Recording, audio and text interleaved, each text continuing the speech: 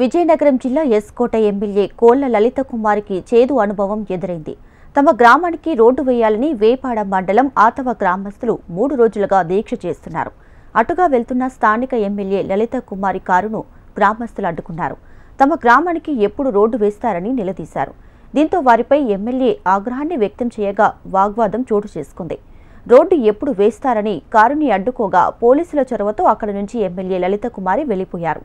తమ గ్రామానికి రోడ్డు వేసేంత వరకు దీక్ష విరమించేది లేదంటూ గ్రామస్తులు భీష్మించుకొని కూర్చున్నారు.